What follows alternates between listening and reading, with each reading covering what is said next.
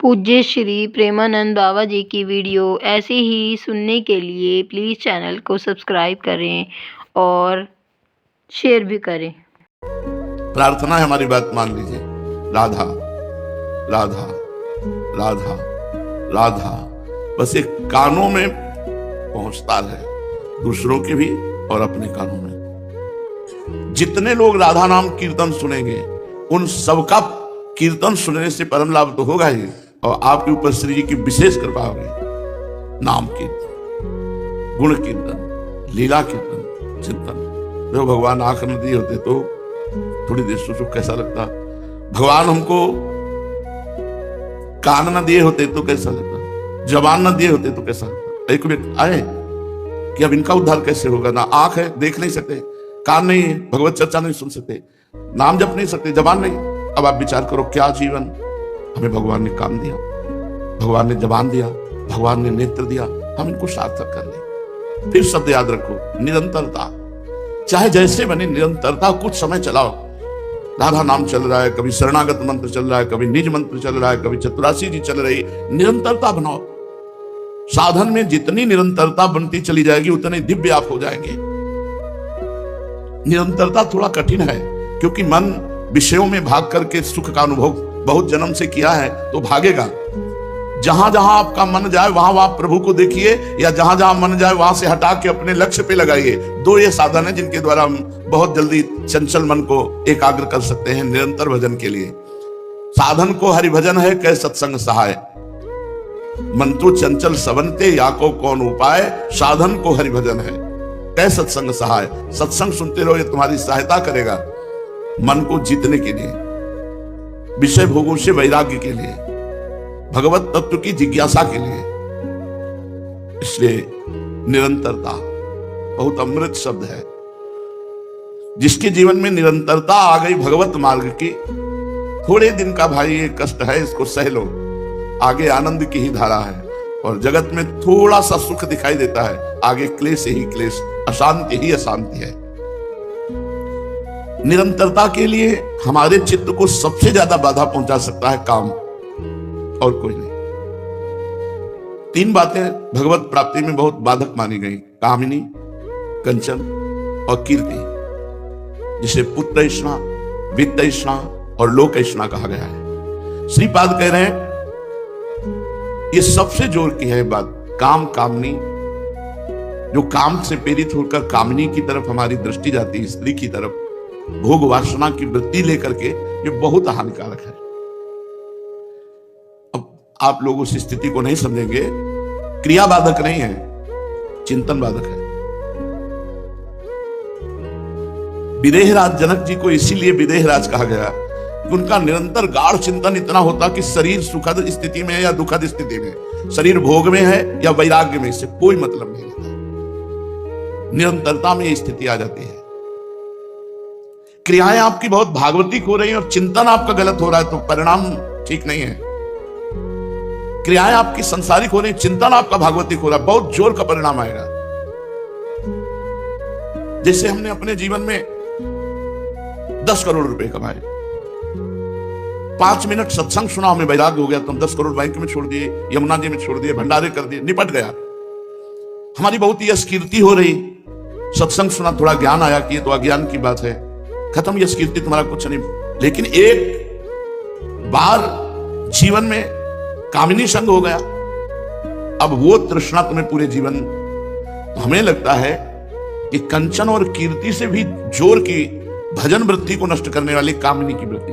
इसलिए श्रीपाद कह रहे हैं, स्त्री रूपा मेध्य पिंडे मुहुर्मृत धिया नित्य लोलुभ्यमानम चक्षुर्न क्षुद्र जीवैरपि विहित मृषा माननात्यन्तमग्नः जिह्वामिष्टान्न निष्ठा विरमति न मनाग विद्ध संग्रधनु चित्तम हा वृंदारण्य कान्या भवति मम गतिश्चेदहं त्वस्थितोऽस्मि। जब हमारा मन काम से प्रेरित होकर कहीं भी काम की पूर्ति की स्थिति ढूंढता है, उस समय गाढ़ चिंतन होता है और विषय का गाढ़ चिंतन हो या ना हो, काम का बहुत जोर होता है। इसलिए गोस्वामी जी ने कहा, कामी ही नारी प्यारी जिमी, प्रभु मुझे कैसे प्रिय लगो, जैसे कामी पुरुष को स्त्री। वो एकांत बैठा हो या चल रहा हो, जैसे कोई भगवत चिंतन अभ्यासी डूबा रहता है, ऐसे वो स्त्री चिंतन में डूबा रहता है। स्त्री रूपा में पिंडे मुहुर मृत धिया, ये मृत सुख है, मृत देह में है, मृत विचार है, अमृत नहीं है। प्रियालाल का अमृत देह है, प्रियालाल का रूप अमृत है, रूपामृत, लीलामृत, नामामृत, चरणामृत, धामामृत। हम रहते मृत लोक में हैं, हमारा शरीर मृत है, स्त्री शरीर मृत है, इसका चिंतन मृत है, इसका भोग मृत है। मुहुर मृत धिया, बुद्धि नष्ट हो जाती है, वही चिंतन गाढ़ चलता रहता है। एक चेष्टा का चिंतन नहीं, बस वही चिंतन उसको नष्ट कर देता है। तो विषयांत पुंसा संगास्तेषु उपजायते, जब हमारा चिंतन होता है विषय का, ये बहुत खतरनाक है। हम बहुत शोध के बात करें, क्रिया उतनी खतरनाक नहीं जितना चिंतन खतरनाक है। क्रिया हुई, निपट गया, लेकिन चिंतन निरंतर वो अंदर खोखला करता है। क्या है शरीर में, अपने या स्त्री शरीर में क्या है, कौन सा सुख है? भगवान की माया का आकर्षण है केवल। अस्थि, मांस, मज्जा, नस नाड़ियां का क्या है इसमें? कौन सी ऐसी जगह है जो हमारे शरीर में सुखद हो या किसी शरीर में सुखद हो? केवल बुद्धि का भ्रम बैठ गया, और इतनी जोर का बैठ गया है, जीना मुश्किल हो जाए, जीना मुश्किल हो जाए। प्राण देना अच्छा लगेगा, लेकिन वियोग अच्छा नहीं लगेगा। स्त्री की आसक्ति प्रकट हो जाए तो प्राण देना सहज हो सकता है, लेकिन उसको छोड़ना सहज नहीं हो सकता। एक ही रास्ता बचता है, अगर भगवान बचा ले तो बचा ले, नहीं तो मृत्यु हो जाएगा, जी नहीं सकता वो, आसक्ति इतनी प्रबल होती। बिल्व मंगल जी अपने घर की सारी संपत्ति, चिंतामणि बहुत सुंदर वैश्या थी, वो भी अनुराग करती थी बिल्व मंगल जी से। बिल्व मंगल जी तो न्यौछावर थे। अब वैश्या को तो धन चाहिए, धन की एक सीमा होती है घर गृहस्थी में। माता पिता का सारा वैभव सब वैश्या के यहां क्रम बाय क्रम देते रहे। अंतिम में जब माता पिता ने देखा था कि वैश्यागमन करने लगा, तो बड़ी सुंदर सुशील पतिव्रता लड़की से विवाह कर दे। अब चित्त जहां रमा है तो फिर हट नहीं सकता।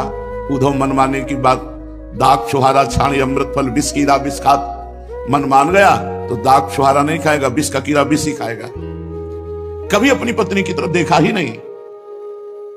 अंतिम बार जब धन की वृत्ति के लिए घर आए, तब पत्नी को देखा और कहा, अगर तुम मुझे जिलाना चाहती हो तो कुछ तुम्हारे पास स्वर्ण या धन हो तो दे दो। आज तक जिंदगी में बात ही नहीं की थी जब से ब्याह हुआ था। तो उसने कहा, प्राणेश्वर, ये जीवन आपके लिए है। कैसे, मतलब कैसे आसक्ति कैसी होती है? पतिव्रता पत्नी, सुंदर, आज तक बात नहीं की, उसने अपने श्रृंगार उतार का सौभाग्य दे दिए। बड़ी विचित्र दशा में गए। चिंतामणि ने कहा, कहां से लाए हो? बिल्व मंगल जी ने कहा कि मेरी पानी ग्रहण की हुई एक पत्नी, जिसको आज तक मैंने देखा नहीं, आज देखा है। आपके सिवा मैं जी नहीं सकता, इसलिए उसके चरणों में प्रार्थना की, तो यह आभूषण धिक्कार। अब क्या इसके बाद लाएगा तू? निकल यहां से। जहां अधिक आसक्ति होती है उसका वियोग मार देता है, मार देता है। वो कोई आसक्तिवान ही जान सकता है, दूसरा नहीं जान सकता। दो चार उनके जन थे, धक्का लगाया, बाहर करो इसको। भगवान की शायद कृपा को यही मंजूर था। अब घायल हृदय, हा चिंतामणि, हा चिंतामणि। किसी संत ने देखा तो कहा, चिंतामणि ये किसका नाम? पूरी बात। उनका मैं जी नहीं सकता। उनका इससे भी सुंदर महान सुख प्रदान करने वाले भगवान श्री कृष्ण है। यदि तुम उनमें चित्त को लगाओ तो तुम्हारा चित्त आनंदित हो सकता है, नहीं तो काम की चोट से घायल स्त्री में आसक्त चित्त, उसका केवल नाश ही परिणाम है, दूसरा कोई नहीं। 1 वर्ष तक अपने पास रखा, वैष्णव परंपरा से उनको दीक्षा दी, उपदेश किया। उन्होंने कहा, मैं भ्रमण करना चाहता हूं, क्योंकि मन जो चंचल, भोगी, अशांत, वो एक जगह टिकना नहीं चाहता। मन नवम नवम, वहां से वो चल दिए। एक देवालय के समीप सरोवर था, भगवत विग्रह थे, तो गांव की 9 कुमारियां बधू पूजन करने आती थी। तो एक बधू पूजन करने आई, बिल्कुल चिंतामणि जैसा रूप। एक बार तो उसे लगा कि चिंतामणि है, और कुछ उसकी आंखों में चिंतामणि बसी थी, तो जिधर देखे चिंतामणि दिखाई दे, कुछ उसका रूप मिलता था। अब तो फिर वही आसक्ति जग गई, चिंतामणि, हाँ चिंतामणि। वो बहू पूजन करके निकली घर के लिए, पीछे चल पड़े। उसने मुड़कर देखा, उसको लगा कि ये वैष्णव क्यों मेरे पीछे, लेकिन उनकी दृष्टि सही नहीं थी, आसक्त दृष्टि अलग दिखाई देती है। और वो लंबे लंबे पैर बढ़ाए, ये और पीछे घर में गए, अपने पति से कहा कि वेश तो वैष्णव का है, लेकिन मुझे लगता है ये कामी पुरुष है, पाखंडी है। तो उनका हमारे दरवाजे पर आ गया, अतिथि भगवान का स्वरूप होता है, हम देख लेंगे, तुम बैठो। गए तो प्रेमी हृदय, आसक्त हृदय। उन्होंने कहा ये जो अभी 9 बधू आई, ये कौन है? उनका मेरी पत्नी है। कहा एक बार भर नेत्र देखना चाहता हूं। ये तो कोई धर्मात्मा पुरुष था, नहीं पिटाई कर देता। किसी की पत्नी के रूप को देखने की इच्छा करे और उसका पति उसको सम्मान दे, ऐसा कैसे हो सकता है? लेकिन धर्मात्मा पुरुष था कि भगवान या तो मेरे धर्म की परीक्षा ले रहे हैं, या कोई पापी पुरुष है। अगर पापी पुरुष है, मैं तिरस्कार करता हूं तो सारे पाप छोड़ जाएगा। अगर कोई भगवान का विधान है तो मंगल विधान होगा, मुझे डरना नहीं चाहिए। पत्नी से कहा कि देख, तू पतिव्रता है, मेरा आदेश है, तू श्रृंगार सहित इसको दर्शन दे जाकर एकांत में बैठ के। मैं हूं यहां, मेरे आदेश का पालन करो।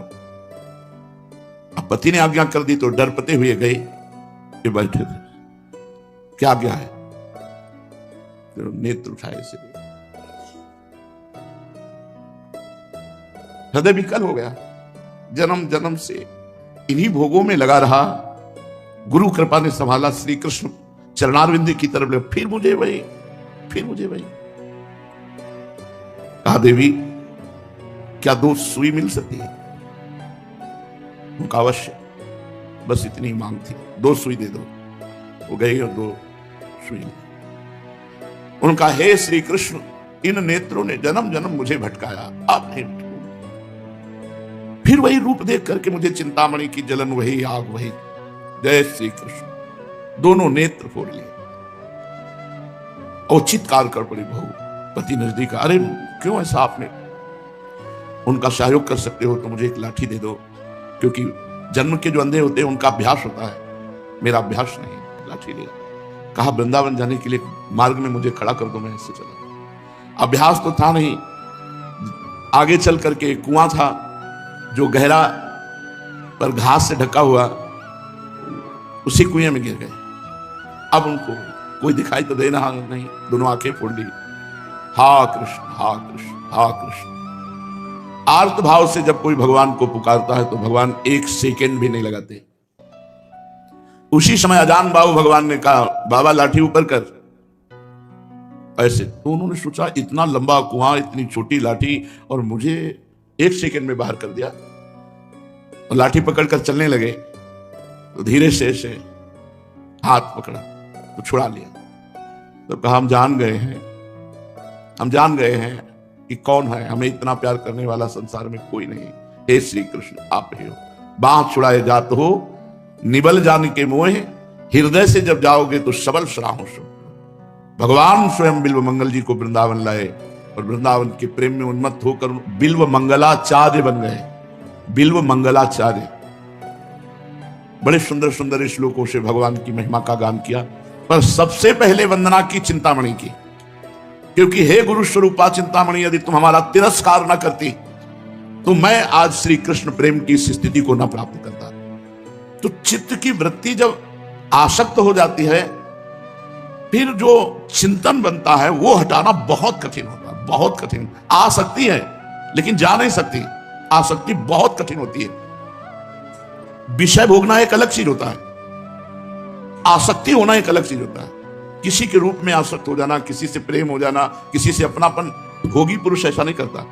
भोगी पुरुष तो नवम नवम केवल अपने भोग की चाट रखता है, लेकिन आसक्त पुरुष एक पे आसक्त हुआ तो चाहे त्रिभुवन की सब सुंदरी आ जाए, वो आंख उठा के नहीं देखेगा, उसी पर आसक्त होगा।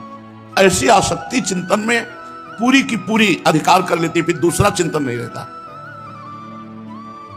इसलिए श्रीपाद करें, स्त्री रूपा मेध पिंडे मुहुर मृत धिया नित्य लोलुभ्यमानम। जब स्त्री शरीर में या पुरुष शरीर में आसक्ति हो जाती है तो नित्य नवम नवम लुभायमान चित्त होकर उसका चिंतन करता है। हमें सबसे ज्यादा यही बाधक लगता है। कंचन का तो बैराग जो जहां है वहीं छोड़ दो, भाग जाओ। कीर्ति का निकल जाओ यहां से, 100-200 कोस खत्म खेल, कीर्ति कौन जानेगा तुम्हें। लेकिन कामिनी वो हृदय में बसा रहेगा। चिंतन चिंतन हम प्रभु के लिए देना है, वही चिंतन कामिनी ने छीन लिया तो फिर भजन किसका होगा। इसलिए अपनी अपवित्र देह और सामने वाले की अपवित्र देह ऐसा जान करके मृत बुद्धि को मत धारण करो। ये मृत बुद्धि है कि शरीर राग का चिंतन करते हुए समय व्यतीत करो। भोग की चिंतन वृत्ति बहुत ही खतरनाक। वो वही जानता है जो भगवान के मार्ग में चलते हैं। जो भोगों में गिरे हुए वो क्या जाने इस बात को। चक्षुर्न क्षुद्र जीवैरपि विहित मृषा माननात्यंत मग्ना। नेत्रों को संभालो, ये बार बार फंसा देते हैं। इनको थोड़ा पर्दे में रखो, ये पलक रूपी पर्दा रखो। सहसा किसी माता बहन के रूप को मत देखो। शास्त्र आज्ञा करता है जो चाहे आपन कल्याणा, सुजस सुमति शुभ गति शुभ नाना, सो पर नारी लीलार गोसाई, तजो चौथ के चंद की नाई। जैसे चौथ का चंद्रमा देखने से कलंक निश्चित लगेगा कोई, ऐसे ही पराई माता बहनों के मुख चंद्र को देखकर काम भाव से निश्चित पतन हो जाएगा। जो चाहे आपन कल्याणा, सुजस सुमति शुभगति शुभ नाना, सो पर नार लीलार गोसाई, तजो चौथ के चंद की नाई। जिभ्यामिष्टान्न निष्ठा विनमति नमनाग वित्त संग्रधनु चित्तम। जबान अच्छे अच्छे पदार्थ खाने के लिए ही सदैव लालायित रहती है। जैसे मछली को चारा दिखाई देता है, कांटा नहीं दिखाई देता, और जब खाती है तो कांटा उसे फंसा लेता है। ऐसे हमें भोजन स्वादिष्ट दिखाई देता है, लेकिन उसमें जो आसक्ति रूपी कांटा है वो नहीं दिखाई दे रहा है। अगर भोजन का स्वाद लेने का भाव बना हुआ है तो भगवत प्रेम जागृत नहीं होगा। खान पान सुख चाहत अपने, इनको प्रेम छुअत नहीं सपने। प्राण पोषण के लिए जो श्री जी का प्रसाद मिला, खट्टा मीठा अच्छा डाल दिया, उसका कोई महत्व नहीं। अंदर से एकाग्रचित होकर के भोजन का स्वाद वो कांटे की तरह फंसा लेगा, बार बार चिंतन करेगा, आज ये मिले आज ये मिले। महात्माओं की बड़ी विचित्र तरीके होते हैं इंद्रियों को सुधारने के। एक महात्मा को खीर याद आई, वो खीर मिले, बहुत दिन हो गए खीर नहीं। बार बार चिंतन संभाले, वही दूध चावल चीनी मेवा की पड़ी खीर बार बार ध्यान में आवे, बहुत गड़बड़ है। भगवान के ध्यान की जो जगह है वहां खीर ध्यान में आ रही। एक भगत को ढूंढा जिसके कई जानवर बंधे थे, गाय भैंस। बोले भैया तुम्हारे यहाँ दूध होता है? बोले महाराज बड़ी कृपा है भगवान की, तो तुम साधु सेवा कर सकते हो। बोले महाराज आज्ञा करो। बोले 10 आदमी की खीर बनानी है। ठीक है महाराज, 2-3 घंटे रुको, अभी हम बढ़िया मेवा डाल के बनवा देते। 10 आदमी जितना खाए उतनी खीर बना दे कड़ाह भर के। हाँ महाराज बुलाओ। बोले हम ही हैं 10, हम ही अकेले पाएंगे, बस 10 आदमी, और आप कमरे से बाहर हो जाओ। तो 2-3 आदमियों के इतना तो पाया, और इसके बाद मन कहने लगा नहीं अब बस नहीं, खीर पानी है। और उल्टी हो गई, फिर उसी को मिलाया खीर। अरे जिंदगी में खीर नहीं, जिंदगी में खीर नहीं। अब मन कहने लगा, खीर नाम से उल्टी आने लगी, खीर खीर खीर। तो अति, जैसे आग में सहाते सहाते घी डालो तो अग्नि बढ़ती चली जाएगी, लेकिन इकट्ठे झप से डाल दे तो बुझ जाएगी। बहुत भोगासक्ति धीरे धीरे भोग को पुष्ट करती है, और कोई अतिशय भोग हो जाए, अतिशय, तो घृणा पैदा हो जाएगी, क्योंकि उनमें कुछ सुख है नहीं, चाहे जो भोग हो। ये अनुभव करने चलोगे तो जीवन बर्बाद हो जाएगा। तो महात्माओं के अनुभव मान लो। कह रहे जिभ्या मिष्टान्न निष्ठा। जिभ्या को प्राय मीठा बहुत प्रिय होता है। विरमति नमना वित्त संग्रह चित्तम। चित्त में इसका प्रभाव बना रहता है। भोजन और जनेन्द्री, इनका बहुत सीधा संबंध है। रसेंद्री और जनेन्द्री का सीधा संबंध है। भजन में जिसकी उन्नति हुई है आज तक, उसने भोजन के स्वाद को छोड़ा है, तभी उन्नति हुई है। अब अपने लोगों को स्वाद की तो बात जाने तो पेट भरने की व्यवस्था, पेट भरने की। आश्चर्य मानोगे, कहते हैं काशी अन्नपूर्णा की नगरी किसी को भूखा नहीं रहने देती। हम आपको बता रहे हैं, वहीं रहे हैं। और माता ने कसौटी के लिए कई कई दिन भूखे रखा है। 80 घाट के भिक्षुकों के बीच में बैठ जाते थे शाम के, जाके एक नियम था बस, कमंडल का ढक्कन खोल के ऐसे बैठ गए, आते थे दानी लोग आते थे जो देते थे। तो जैसे सतुआ बांटना, 200 साधु बैठे हैं तो इतना इतना सतुआ, तो जो ही ढक्कन में उतना सतुआ आया, तो जैसे शहद और आयुर्वेदिक औषधि चाटी जाती है ऐसे गंगा जल मिला के चाट लिया वैसे भजन के लिए। और गंगा जी में इतने पावरफुल परमाणु होते हैं कि दूध में भी उतने नहीं होते। ऐसी गंगा जी की पुष्टता हमको अनुभव में आती थी। गंगा जल से संपूर्ण भोजन की पुष्टता हो जाती थी। एक दिन इतनी विकलता भोजन की हुई, इतनी विकलता हुई, लगा कि आज भोजन मिलना चाहिए, एकदम विकल। तो 2 साधु आए 80 घाट में। वो कपड़ा लत्ता से पता चलता था कि महंत है। दंडोत महाराज, हम ऐसे किसी से बोलते रहते, दंडोत, कहाँ रहते हो? घाटों में। भोजन कहाँ पाते हो? जो घाट में मिल जाता है। आज चलो हमारे यहाँ पालो। संकल्प, उनके साथ गए, उनका तो पूरा महल। लेकिन महादेव की इच्छा देखो, 2 घंटे बैठे रहे। वो दोनों महात्मा आए नहीं जो लिवा के गए थे। दूसरे महात्मा बोले कैसे बैठे हो? वो महात्मा लिवा के आए थे कि हम भोजन पाए। पंगत तो हो गई। अच्छा नहीं मिलेगा, बोले आना हो तो कल आना, तो आना नहीं। महादेव उठे वाले चल। ऐसा हंसी आई, मन से कहा कि देखा तुम्हारी निष्ठा की पूर्ति के लिए भगवान शिव ने विधान किया, जाके भी नहीं मिला। भजन करना है तो भोजन से भजन का नाश भी होता है और भोजन से भजन की वृद्धि भी होती है। अगर भजन की लगन लगी है तो भोजन की स्वाद दृष्टि नहीं रहनी चाहिए, और भोजन की स्वाद दृष्टि है तो भजन की लगन दृष्टि नहीं है। भजन का आनंद तब होता है जब छाती की एक एक हड्डी गिन ले। कृष्ण तन शीस जटा एक बेनी, हृदय जपत रघुपति गुण श्रेणी। जानकी जी के लिए है कृष्ण तन शीस जटा एक बेनी।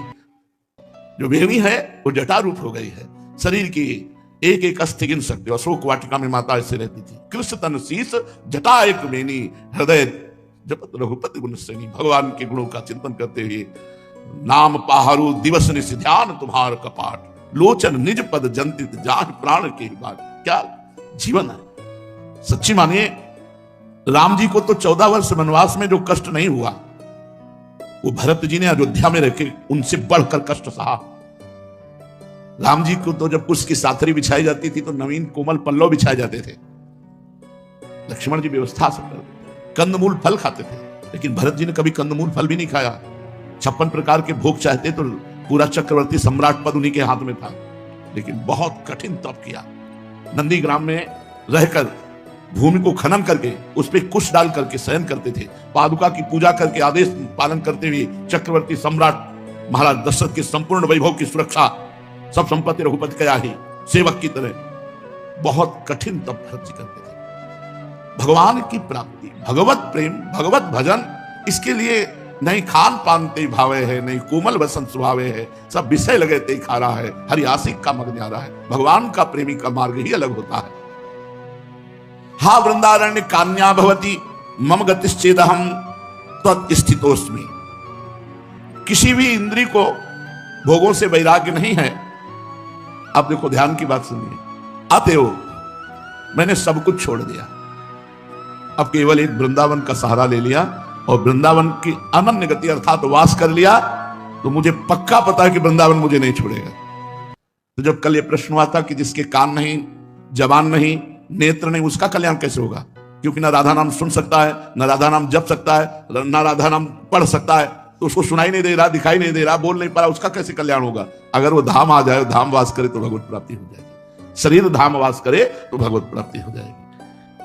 श्रीपाद प्रबोधानंद जी कह रहे हैं कि चिंतन स्त्री का खान पान रसेंद्री से हर इंद्री भ्रष्ट है तो भी तुम्हारा कल्याण हो सकता है यदि अखंड वृंदावन वास कर लो। आजीवन मरण पर्यंत वृंदावन की सीमा में वास करने का नियम ले लो तो तुम्हारा वृंदावन कल्याण कर देगा। वृंदावन प्रभाव सुनो अपनो ही गुण देत जैसे बालक।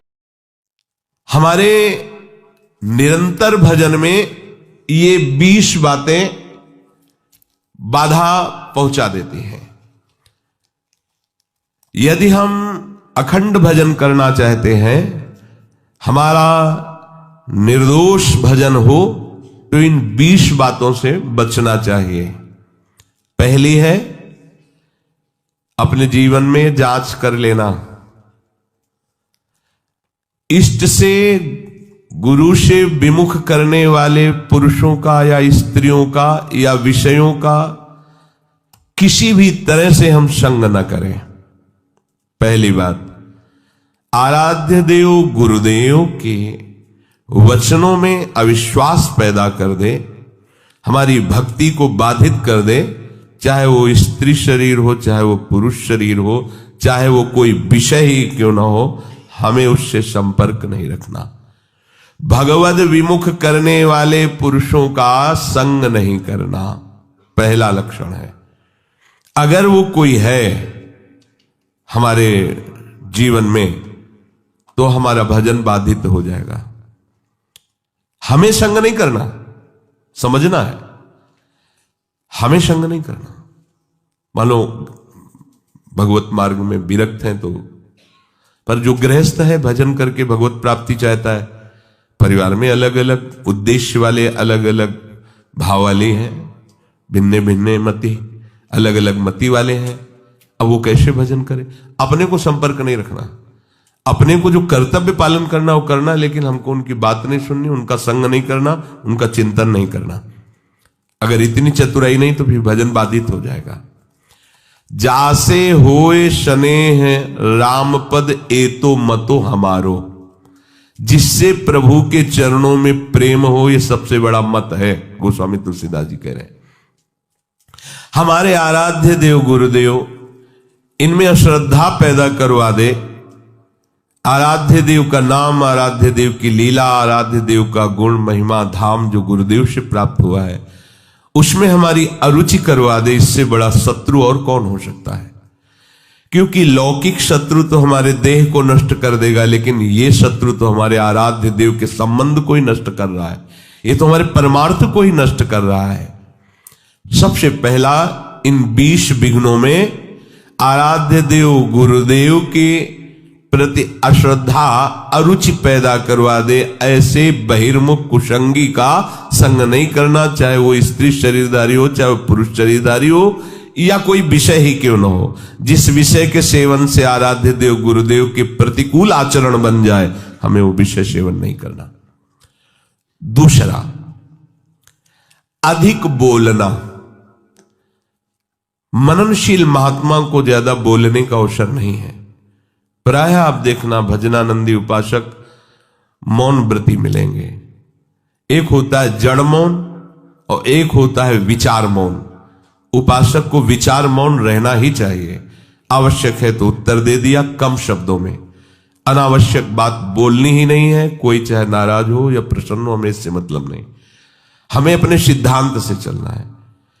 बैठ करके गप्पे नहीं मारनी, कम शब्दों में उत्तर दीजिए और मनन परायण रहकर हर समय अपने आराध्य देव का नाम मंत्र चल रहा है। अधिक बोलना ये भजन में बहुत बड़ा विघ्न पैदा कर देगा। कैसा? सबसे अधिक पाप वाणी से बनता है, क्योंकि हम इसे समझ ही नहीं पाते हैं। किसी की भी निंदा करने में जो हमें पाप बनता है वो बहुत बड़ी गठरी होती है। पर निंदा के कीते आवत नहीं कछुआत, मूर्ख पर्वत पाप को ले चल अपने साथ। बड़ा भारी पहाड़ पाप का रख लिया। और भजनानंदी उपासक को ये समय कहां है किसी के विषय में बोलने का? पर देखो अपने लोगों में अगर ये विघ्न है अधिक बोलना, तो दो बातें आ ही जाएंगी, किसी की स्तुति और किसी की निंदा, किसी के गुण का वर्णन और किसी के अवगुण का वर्णन। ये आपके भजन में बाधा पहुंचा देगा। अधिक बोलने से मिथ्या भाषण निकल जाएगा, अधिक बोलने से किसी की निंदा निकल जाएगी, ये आपके लिए हानिकारक होगा। अहितकारी वचन, मिथ्या वचन, निंदा से भरे वचन, ये हमारे जिह्वा में नाम भगवान को प्रकाशित नहीं होने देंगे, मंत्र में रुचि नहीं हो पाएगी। अधिक बोलना। तीसरा है नवीन नवीन भोगों को भोगने की इच्छा रखना। आज ऐसे भोजन बनाया जाए, आज ऐसे किया जाए, आज ऐसे किए, किसी भी इंद्रिय जन्य भोग को नवीन नवीन प्रक्रिया से भोगने की इच्छा रखना, ये भजन के लिए बहुत हानिकारक है। शरीर के प्राण पोषण के लिए ही हमें केवल अन्न जल आदि का आवश्यक ग्रहण करना होगा, जिससे हमारा शरीर भजन मार्ग में सहायता दे, बस। अगर इसी जन्म में भगवत प्राप्ति करना है तो आपको चारों तरफ से अपने आप को घेरना होगा। अगर हमारी इंद्रियां, हमारा मन विषय सेवन में ही बना रहा तो भगवदानंद किससे हम अनुभव करेंगे? कैसे हम भगवत चिंतन में तन्मय होंगे? बिना तन्मयता के आराध्य देव की अनुभूति नहीं होती।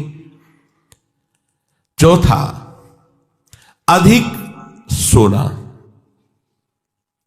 जो बहुत नींद लेते हैं तो तमोगुण की अधिकता के कारण भजन नहीं बनता है।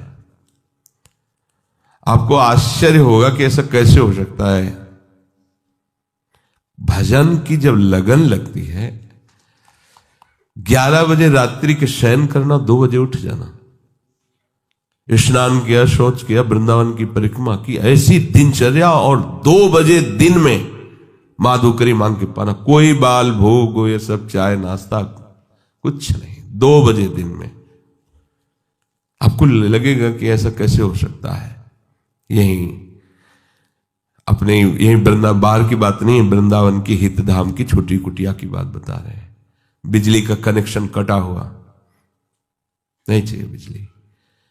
अगर हम विषय सेवन में रुचि रखेंगे तो हमारी रुचि भजन की कैसे बनेगी? और शरीर है, ये जड़ है, इसको जैसे रखो वैसा अभ्यास बन जाएगा। कह रहे हैं काशी में देखा, 2 घाटों के बीच की दरार में एक महात्मा रहते थे, रात्रि के 12-1 के लगभग निकलते थे। जो युगल किशोर ने बताया, वो अवश्य दर्शन के, हम तो घाट में ही रहते हैं, हम तो यहीं बैठ जाएंगे, देखेंगे। और निकले, एक अंगोछा की लंगोटी लगाए हुए, बस अस्थिमात्र होए रहे शरीरा, गौर वरण तेजोमयी उनकी दृष्टि, गए गंगा जी का स्नान किया। जब साष्टांग दंडवत करके, ये हमारे मतलब एक स्वभाव था कि कुछ भी ऐसा तो उससे बात करना, उनसे स्थिति कहाँ है, कैसी इनकी धरा है। तो जब संभाषण के लिए प्रार्थना की तो सुने कि एकदम निरपेक्ष महापुरुष, उनको किसी की अपेक्षा नहीं। पर जब दैन्य होकर प्रणाम मुद्रा में, तो रात्रि का समय एकांत घाट में हमें के लिए, महाराज जी आप इसमें कैसे रह लेते हैं? बस ऐसे पतली सी एक लंबी दरार थी, उसी में घुस जाते थे और एक पत्थर का टुकड़ा ऐसे रख लेते थे। वो कैसे आप रहते हैं? तो मतलब घाट में तो वैसे ही गर्मी पड़ती है, उनका अभ्यास से ऐसे अंदर रहते हैं। रात्रि में निकलते तो भोजन का, रात्रि में तो भोजन भी नहीं मिलता।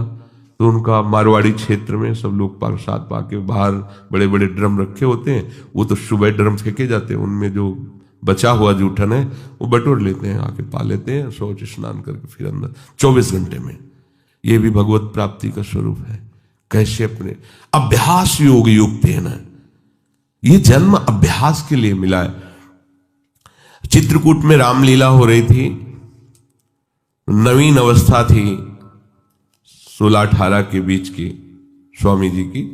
तो रामलीला में जब देखा कि भगवान राम सुबह राज्याभिषेक होना था और 14 वर्ष का वनवास, बड़ी तन्मयता से देख रहे थे। एकदम हुआ कि जब प्रभु को वनवास हो गया तो फिर मेरा जीवन किस काम का? अब मैं घर नहीं जाऊं। महापुरुषों में एक विचारधारा अलग बनती है, अब तो जीवन किसका। भाग पड़े वहां से रामलीला से, गंगा के किनारा पकड़ा। वो समय काटते हुए ऐसे आगे बढ़ रहे तो स्वामी शंकरानंद जी महाराज बड़े अद्भुत स्थिति को प्राप्त महापुरुष थे। अशनी आश्रम, जब गंगा किनारे भ्रमण कर रहे तब जब उनके पास आए तो उन्होंने दृष्टि से देख लिया कि इनकी बहुत ऊंची अवस्था जागृत होने वाली है अध्यात्म की। तो उनका बेटा कैसे तुम्हारा तो ये जो वेश है और ये अवस्था है तो पढ़ने की है, ऐसे कैसे? तो उन्होंने बताया स्वामी जी मैं रामलीला देखकर भगवान का वनवास मैं सहन नहीं कर पाया, अब मैं निश्चय करता हूं कि आजीवन वनवास करूंगा। तो इस निश्चय का स्वरूप क्या होगा? उनका घोर वैराग्य से जीवन व्यतीत करना। तो उनका फिर संन्यास मार्ग ले लूं, कहां दे दीजिए। नवीन अवस्था में गंगा जी में संन्यास दिया गया। सन्यास का होता है कि दिगंबर कर दिया जाता है, निर्वस्त्र, और गंगा में खड़ा किया जाता है। अब तुम्हारा कौन है? तो गंगा को साक्षी करके बोलता है कोई नहीं, नारायण के सिवा मेरा कोई नहीं। फिर वो संस्कार किए जाते हैं, फिर इसके बहुत से संत उपस्थित रहते हैं, फिर उनको लोक मर्यादा के लिए लंगोटी दी जाती है, और यहां तक केवल वस्त्र ढकने की अनुमति सन्यास को। जब उनको लंगोटी दे, उनका नहीं गुरुदेव, क्योंकि संस्कारी महापुरुष थे। तो कहा लोक, बोले अब लोक व्यवहार रहा कहां प्रभु? तो उनका ठीक है, ऐसा ही सही, चलो। तो कहां? बोले आश्रम। बोले नहीं, जहां हमें आपने संन्यास दिया, आजीवन आपके सामने नियम लेते हैं, यही जीवन व्यतीत करेंगे। तो गंगा का किनारा ही उनका घर था। जैसे गंगा बढ़ती ऊपर चले, जैसे घटती वैसे रेत, बस ऐसे दिगंबर, नवीन अवस्था थी। और उनकी स्थिति ऐसी थी कि जटाओं के भार से ऐसे नशे में जैसे उन्मत्त महापुरुष भगवदानंद के, और शरीर की त्वचा एकदम मोटी ऐसे। अब गंगा किनारे मच्छर भी लगते हैं, सब समय समय पे गर्मी, बालू तप्त होती, वो वैसे। क्या हुआ? क्या उनका शरीर नहीं था क्या? निश्चय इतना जोर का कि देह राग मिट गया। तो क्या आप में वो भागवतिक शक्ति नहीं है क्या? पर हम ये कह रहे हैं कि आप आकांक्षा क्यों करो कि हमको ये पहनने को मिले, खाने को मिले, ऐसी रहने की आकांक्षा करो, भगवत तत्व की ज्ञान की आकांक्षा करो, भगवत प्रेम की आकांक्षा करो, प्रियालाल के रूप रसास्वादन की, उनके श्री चरण सेवा की। ये आकांक्षा का विषय है, ये आकांक्षा का विषय थोड़ी है कि हम ये पहन लें, हम ये खा लें, हम ऐसी परिस्थिति में रहें, हमारी ऐसी हाई फाई व्यवस्था हो। हमारी मांग नहीं होनी चाहिए। हम स्वामी के आश्रित है, जैसा वो चाहे वैसा करें, जिसमें वो राजी उसमें हम राजी हैं। तो अधिक नींद लेने का यह स्वभाव उपासक को छोड़ना पड़ेगा। बिल्कुल ना सोना और बहुत सोना, आगे के श्लोक में भगवान मना करते हैं, दोनों को योग सिद्ध नहीं होता। बिल्कुल ना पाना और बहुत पाना, दोनों को योग सिद्ध नहीं होता। तो अधिक नींद लेना, इस पे शासन करो यदि भगवत प्राप्ति करना चाहते हो। आपकी दिनचर्या में सोने का आपका ठीक समय होना चाहिए। जितने महात्मा आज तक मिले उन सबकी दिनचर्या परिपक्व रही है। परिपक्व दिनचर्या 2-4 मिनट की बात नहीं कहते, नहीं, उनका उठना, उनका लेटना, उनका खाना, उनका पीना एक टाइम पे होता है। ऐसा नहीं है जब चाहा तब। अगर उस समय तक भोजन नहीं मिला तो इसके बाद वो भोजन नहीं पाएंगे, चाहे 56 प्रकार के भोग आ जाए। एक महात्मा जिस आश्रम में हम गंगा किनारे रुके थे, उसी आश्रम में आए थे। शाम टाइम वो कुछ नहीं लेते थे, एक टाइम दोपहर में अगर भिक्षा मिल गई तो लेते थे। प्रायः कौन इनके पीछे पड़ता है, खान पान के पीछे। जिसकी लगन लग जाती है प्रभु की प्राप्ति में, ये तो बहुत छोटी बातें हैं। इन महापुरुषों को देखो, वो शाम के जो उस आश्रम में आए जहां हम टिके हुए थे, तो उनको गाय वहां आश्रम में थी, तो संतों को शाम के बयारू कराई जाती थी, एक एक गिलास दूध दिया जाता था। तो बयारू तो करते नहीं थे, जब दूध तो उनका नहीं, हमारा नियम है, मैं एक बार दिन में जो भगवत इच्छा से मिलता पाते हैं, फिर नहीं। अरे नहीं स्वामी, दूसरी बार पूछते उनकी दृष्टि में, ये क्या है, ये कोई स्वागत है? अरे परमार्थ के पति होकर के नियम को तोड़ने के लिए तुम जोर दे रहे हो? ये क्या प्राण पोषण करना ही साधु का धर्म है क्या? हटाइए, आप कैसे साधु हो, बार बार हमको खाने के लिए प्रेरित। डांट दिया, अपने खुशी हो जाएंगे, दूध दे रहे हैं गाय का, भाई इतना प्यार कर। प्यार नहीं देखा जाता, अपना लक्ष्य देखा। आप कितना आराध्य देव से प्यार करते हैं? हमें विषय सेवन के लिए कोई प्यार दे तो इसे प्यार कहते हैं क्या? आराध्य देव के चरणों जासो हो सने राम पद ए तो मतो हमारो। अधिक भोजन, 5वां है अधिक भोजन। सच्ची मानिए, ये अनुभव की बात कहते हैं। अल्पाहार और अधिक भोजन दोनों आप करके देख लो। अधिक भोजन करने वाले की भजन में रुचि नहीं रहेगी। अगर दोनों टाइम आप भोजन जितना चाहिए उससे अधिक लोगे तो आप ब्रह्मचर्य रह ही नहीं सकते, आप भजन कर ही नहीं सकते, आपकी भजन में रुचि नहीं रहेगी। वो एक खिलवाड़ केवल होता रहेगा, दिन पार होता रहेगा। और आप 2-4 दिन आपको थोड़ा परेशानी पड़ेगी किसी भी संयम को धारण करने के लिए, आप उसे धारण कीजिए, फिर आप देखिएगा। अगर आप 15-20 दिन ऐसे संयम से चले, फिर आपको हम ही छूट दे दें तो आप कहोगे नहीं बस ऐसा ही ठीक है। धीरे धीरे आपको हर इंद्रिय, हर वृत्ति को अपने आराध्य देव प्रियालाल में समर्पित करना है। रोज का रोज हमारी आयु नष्ट हो रही। हमारा लक्ष्य केवल यही बना हुआ है, संसार के भोग। सोचो हम कहां खड़े हैं, हमें कहां पहुंचना है। अधिक भोजन ये भजन का विघ्न है, पांचवा। और छठा है उपासक होकर हंसी मजाक गंदी करना। उपासक भी हंसते हैं अपने आराध्य देव की, अपने उपासना की। उपासक जन मिलकर वार्ता, ऐसा नहीं कि संसारिक उनको कॉमेडी उनको सुन के हंसना पड़े, उनको प्रोग्राम देखना पड़े कि हाँ चल रहा है कॉमेडी को हम हंस रहे हैं। ये साधना है क्या? हंसने के लिए तुम्हें तो प्रियालाल बहुत है, हास परिहास रसिका। या उपासक जन आपस में बैठ करके भगवत वार्ता, पवित्र वार्ता से विनोद, नहीं तो विनोद की ठौर कहां है। बिल्कुल नारायण हरि भजन में पांचों न सुहात, विषय भोग निद्रा हंसी जगत प्रीति बहुबात। तो हंसी मजाक करना ये उपासक का भजन का विघ्न है, ऐसा न करें। सातवां है अपने रिश्ते नातेदारों के प्रति आसक्त हो जाना, जैसे स्त्री पुत्र और भी जो संबंध है इनमें आसक्त। भजन नहीं बन पाएगा।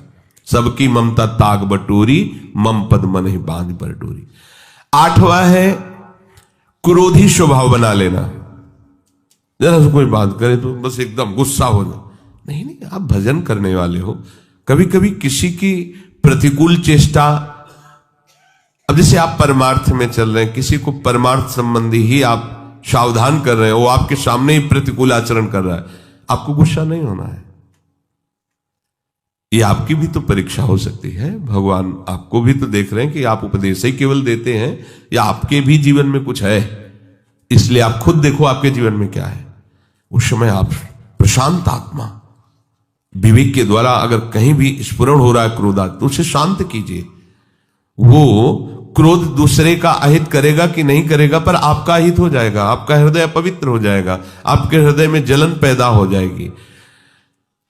क्रोध रूपी विकार भजन को बहुत ज्यादा ढकता है। पूज्य श्रीपाद उड़िया बाबा जी महाराज, एक महीने में अगर कस के एक बार गुस्सा आ गई तो एक महीने का भजन ढक जाएगा, वो भागवतिक तेज प्रकाशित नहीं हो पाएगा। और 12 बार साल में गुस्सा आ गई तो पूरे साल का भजन ढक गया। और यहां दिन में 12 बार आ जाता होगा गुस्सा। ये ऐसा कैसे, ये ऐसा कैसे? गुस्सा नहीं करनी, क्रोध नहीं आने देना अंदर से। 9वां है हिंसा करना। हिंसा वाणी से भी होती है, मन से भी होती है और शरीर से भी होती है। जो भगवत मार्ग का पथिक है सावधान रहता है, शरीर से तो हिंसा मुश्किल ही बनती है। किसी भी जीव को कष्ट देने का स्वभाव होने वाला साधक कैसे हो सकता है? किसी भी जीव को पीड़ा देने वाला कैसे साधक हो? परमार्थ का पथिक वो हो ही नहीं सकता, वो तो नाटकबाजी है। किसी भी जीव को शरीर से पीड़ा कैसे दे सकता है? वो नहीं दे सकता। बड़ी सावधानी रखने की जरूरत है। किसी भी जीव को नहीं। सांप सांप मारो मारो मारो, बिच्छी मारो, कुछ को देखते छिपकली ऐसे भयभीत हो जैसे मगरमच्छ हो छिपकली, हाँ उसको निकाल के मार, ये सब बिल्कुल सावधान। बाबा श्रीधर जी महाराज कालीदय 10-12 छिपकली मच्छरदानी में ऊपर, मच्छरदानी ऐसी मच्छर के हाथ 10-20 जगह से डाल सकते हो, ऐसी मच्छरदानी लगी थी। क्या रात दिन भजन में डूबे हुए। वो ऐसा नहीं था कि वो छिप जो जाते थे अपने लोग। तो आपका लक्ष्य प्रभु है तो आप में सबको प्रभु को देखना होगा। सब में प्रभु, कोई भी बाधा नहीं पहुंचा सकता। सेनपुर में आपको मतलब ये बात ऐसा लगेगा कि शायद अत्युक्ति करके कही जा रही हो। जैसे काले चींटे घूमते हैं ना, ऐसे भूरी और काली बिच्छी घूमती थी शाम के, और एक से एक कोबरा, किंग कोबरा, बड़े बड़े सांप, क्योंकि गंगा का किनारा, भीषण जंगल।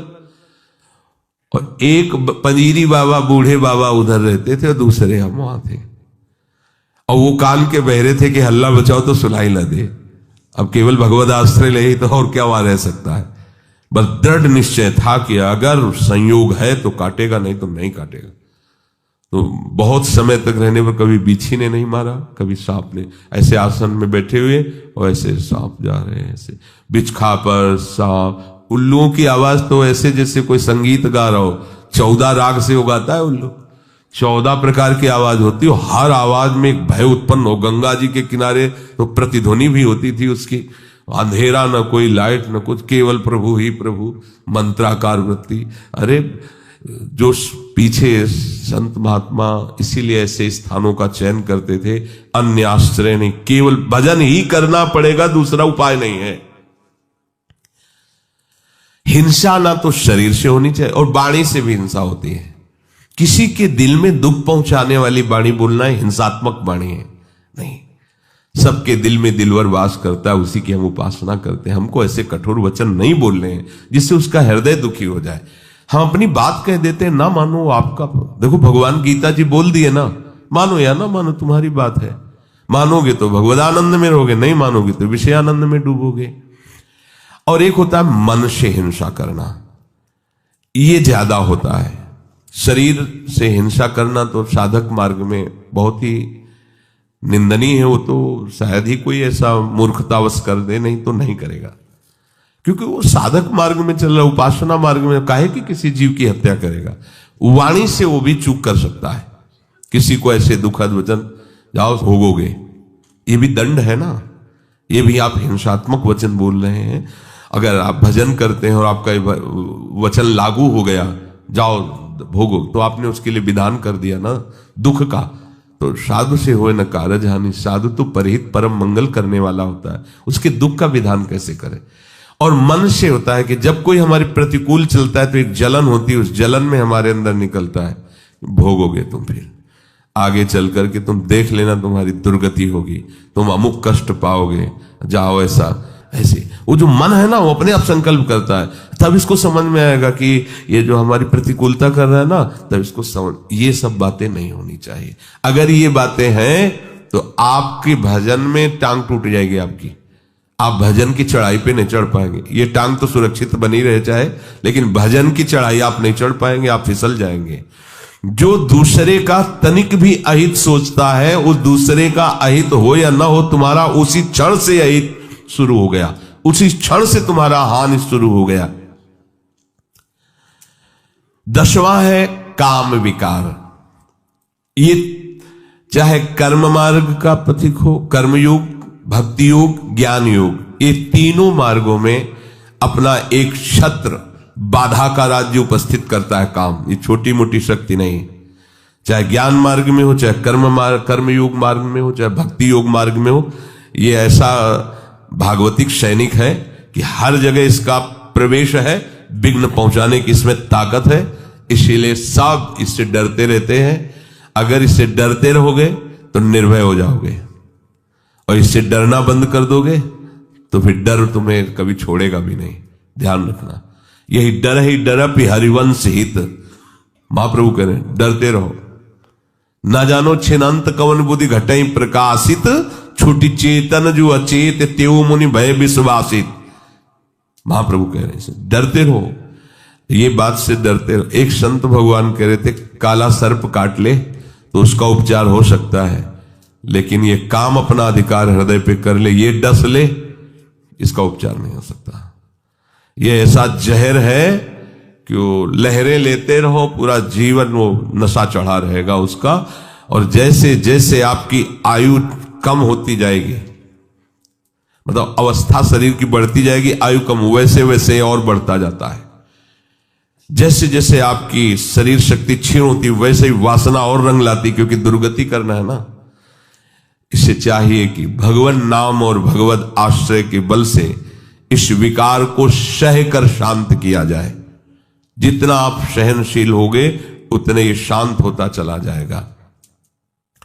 11वां, अपनी निंदा होने पर सहन न करना। ये भजन में बाधा है। जब अपनी निंदा हो तो आनंद मनाना चाहिए अंदर से, कि जो हमें प्रारब्ध भोग भोगना था दंड रूप में, वो निंदा करके उसको नष्ट कर रहा है, बड़ी कृपा हुई। अंदर से इस बात को समझिएगा। अगर हमारी कोई निंदा कर रहा है तो हमें आनंदित होना चाहिए, हमारा परमार्थ मार्ग साफ हो रहा है। ध्यान रखना, हमारा परमार्थ मार्ग जो बाधित होने वाला था उसकी निंदा से कट गया। बहुत बड़ा प्रभाव है।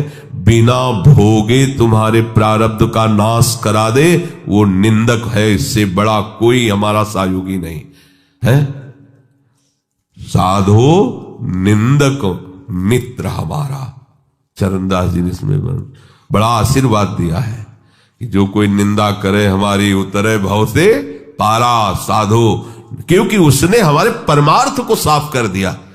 प्रशंसा करने वाला तो परमार्थ में रोड़ा पैदा कर दिया, देहाभिमान फिर पुष्ट होगा और भगवत चरणारविंद का आश्रय छूट जाएगा। लेकिन निंदा करने वाले ने भगवत आश्रय पुष्ट कर दिया, परमार्थ को बिल्कुल पवित्र और साफ कर दिया। आए हुए बुरे प्रारब्ध को नष्ट करने के लिए ये जो हमारी प्रभु निंदा कराते हैं, बहुत कृपा है छुपी हुई इसमें, उसे हमें भोगना पड़ता, सड़ना पड़ता। कई बार सुनाया है कि भगवान वशिष्ठ जी कुल पुरोहित थे और वो चक्रवर्ती सम्राट पे पद में थे, तो उनके शरीर में किसी पूर्व कर्मा अनुसार वो कुष्ठ हो गया था, गलित कुष्ठ। तो राजगद्दी पे थे, ढक के ऐसे रहते, तो वशिष्ठ जी से कहा इससे जीना से अच्छा है मर जाना, हम अपनी सभा में भी खुल के नहीं बैठ सकते हैं, सब गलित कुष्ठ। कोई उपाय है? उनका कर्म का फल तो भोगना पड़ता है, अवश्य में भोक्तव्यम कृतम कर्म शुभाशुभम। उनका महाराज कोई भी दान पुण्य कुछ ऐसा जो आप दुर्गा दान पुण्य से नष्ट नहीं होगा। एक उपाय है, आपके बड़े भ्राता की जो पत्नी, बड़े भ्राता युद्ध में मारे गए, आप रोज जाके उनको भगवान श्री राम का चरित्र सुनाइए जो आज्ञा।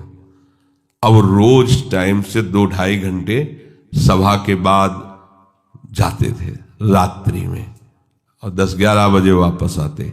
धीरे धीरे धीरे धीरे बात पूरी नगर में फैल गई, सब लोग निंदा करने लगे। देखो वैसे ही भोग रहा है कुष्ठ का, और ये कितना दुराचारी है कि मां के समान पवित्र भाव जिसमें रखा जाता है बड़े भ्राता की पत्नी, अब बड़े भ्राता तो युद्ध में पधार गए तो देखो रोज रात्रि में उनके यहाँ जाता है। अब कुष्ठ खत्म होना शुरू हुआ। अब 20-20 लोग बैठ करके उन्हीं के राजा के विषय की बात सुन। सब एक दिन वशिष्ठ जी से कहा, प्रभु जब मुझे हमारे ये जो गुप्तचर बताते हैं आकर कि प्रजा ऐसी हमारी निंदा कर रही, तो ऐसा लगता है कि मर जाना। तो बोले कुष्ठ नष्ट करने में तुम्हारा ये बहुत बड़ा सहयोग होगा। पहले कहते थे कुष्ठ के कारण कि मर जाना अच्छा है, अब जब दवाई करवा रहे हैं तो तुम कह रहे हो ऐसा। कुष्ठ कम हुआ ना? बोले हाँ कम। धीरे धीरे सब कुष्ठ नष्ट हो गया, पूरे राज्य में ये निंदा इनकी होने लगी और कुष्ठ नष्ट हो गया। अब यहाँ नाक का बचा, उनका भगवान नाक का बच्चा। बोले कभी ये नष्ट नहीं होगा। क्यों? बोले वे वशिष्ठ के हिस्से का है और हम जानते हैं तुम वहां रामचरित्र सुनाने जाते हो, कोई गलत नहीं। फिर बुलाया पूरी प्रजा को और सभा में बताया कि ऐसा ऐसा ऐसा, तो गलित कुष्ठ उनका नष्ट हो गया। ये जो हमारी निंदा करने वाले हैं, ये जो हम केवल भोग कर ही उसका समन होता, उस पाप को, उस अपराध को अपनी निंदा जिह्वा से, संतों ने कहा मां से भी ज्यादा ये दुलार करते हैं। मां तो हाथ से मल साफ किया होगा, ये हमारे उस कर्म जनित मल को वो जिह्वा से साफ कर देते हैं निंदा करके। तो निंदा जब हमारी हो रही हो, अपमान हो रहा हो, तो हमें सहन करना चाहिए। हमारे बहुत बड़े बुरे प्रारब्ध का वो निवारण कर रहे हैं। पर ऐसा बहुत कम होता है। जब निंदा होती है तो हम जब उसकी निंदा खुद करने लगते हैं तो उसका परिणाम ही होता है जो हमारे पास था वो तो था ही और वापस आ जाता है। पर निंदा के किए थे आवत नहीं कछुआत, मूर्ख पर्वत पाप को ले। हमें दूसरे की निंदा नहीं करनी, पर अपनी निंदा हो तो आनंद पूर्वक सहना है। किसी से कहना भी नहीं कि वो हमारी निंदा करता है, नहीं, जो पूरा काम होना है उसमें घाटा पड़ जाएगा। परम लाभ की बात है, ध्यान देना। पर ये सहल नहीं होती बिल्कुल, और ये बिल्कुल निर्मल कर देगा आपको। निंदक नियरे राखिए आंगन कुटी छवाए, बिना साबुन पानी बिना निर्मल करे सुहाए। कह रहे ज्यादा दूर मत रखो, सीधे आंगन में रखो, जिसे निकलते बैठते हो तुम्हारे कान में निंदा पड़े।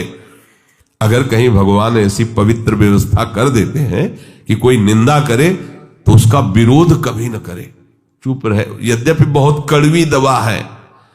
वो तुम ऐसा कह रहे थे, अरे वो क्या पापी पुरुष हैं इसीलिए संतों पर दोष लग, बिल्कुल मत बोलो, नहीं तो सब घाटा हो जाएगा दवा में, फिर वो उतनी सामर्थ्य नहीं रह जाएगी आपका जो रोग नष्ट होना है। शांत चुपचाप सह जाओ। जैसे कोई कहे कि वो ऐसी निंदा कर रहे थे, हाँ तो इसी लायक हम ही है ना, राधा राधा, आगे बढ़ो, अपना काम बन रहा है। श्री जी कितनी कृपालु है, बिना भोगे हमें निर्मल करके आगे बढ़ा रहे हैं। और 12वां है स्वयं दूसरों की कभी निंदा ना करना और ना सुनना। देख लो ये भजन के विघ्न है। अपनी जबान से किसी की निंदा नहीं करना, अपने कान से किसी की निंदा नहीं सुनना। और 13वां है अपनी दिनचर्या में आलस्य न करना। बहुत रोज 4 सवा 4 बजे जाना पड़ता है, कभी कभी तो सो लेते हैं या प्रमादी नहीं, या शरीर चलने लायक नहीं रहा तो बात है, नहीं तो आलस्य साधु के उपासक के परमार्थिक जीवन में बहुत बड़ा शत्रु। आलस्य नहीं होना चाहिए।